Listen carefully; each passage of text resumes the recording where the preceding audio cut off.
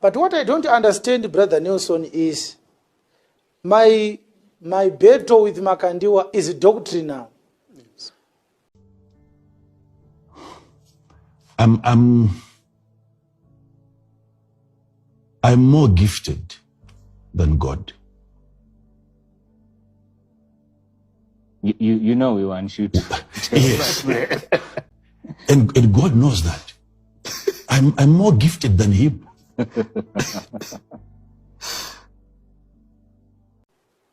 I think I want to inform the believers that I didn't start by exposing Makandiwa. I don't do that. I gave him an opportunity to meet with me so that we could discuss doctrine.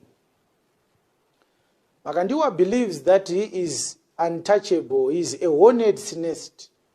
But my question to you, Mr. Makandiwa, is, where is your dignity? Because if I am exposing your falsehoods, you were not supposed to look for personal things to attack me with.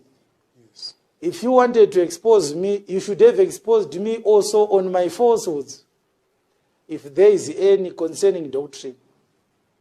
I am willing to meet with Makandiwa any time of the day, anywhere in the world, so that we can do what Apostle Peter and Apostle Paul did in Acts 15, sitting down, reconciling, understanding towards a sound doctrine. There cannot be many doctrines. There is one doctrine. There is one true message. There are not two messages. There are not many messages. There is one true message. And either me or Makandiwa is preaching that true message, but definitely not both of us. Yes. Someone is true and someone is false.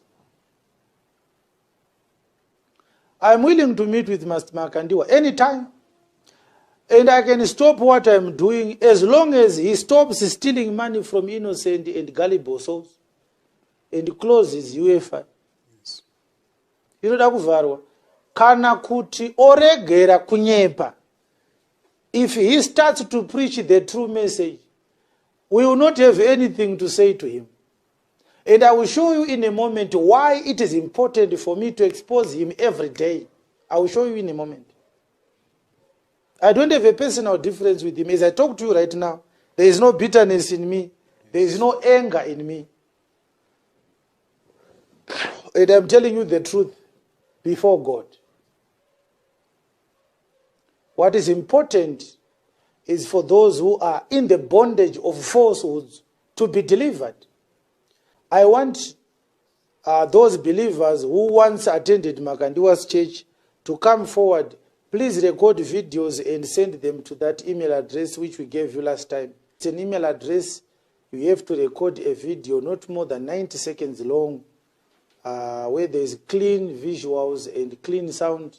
Send it to that email address. Tell us what God did, what happened, when were you in Makandiwa's shrine and how did you, what happened there, what opened your eyes to see that there is no God there. We want those testimonies for the benefit of those that are still deceived.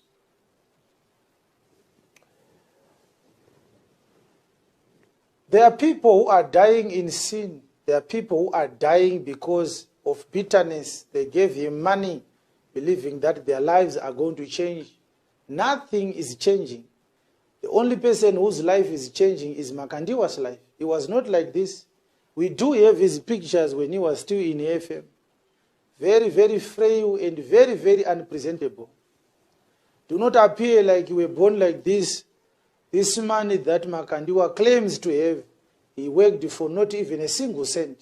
He stole from innocent or from gullible followers.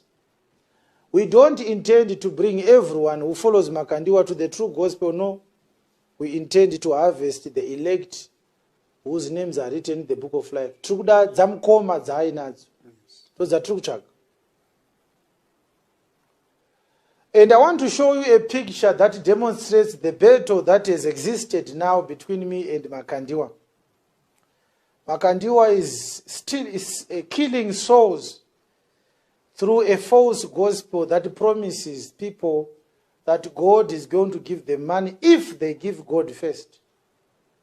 Through him, he uses that money to build an empire that is so lavish and so pompous. And after building an empire, he walks around bragging that he is now rich. But that wealth is built on the backs of starving widows, orphans, and people that barely can manage to survive. He continues to say God is going to bless them.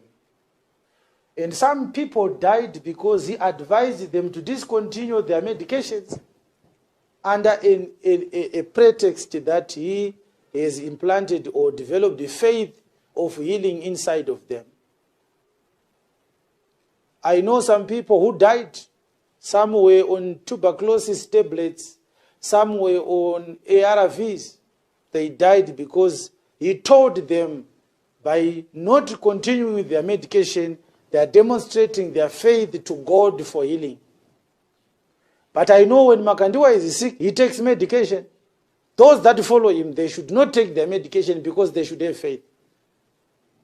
That is a matter that must be investigated in future generations if God gives us a God-fearing leadership.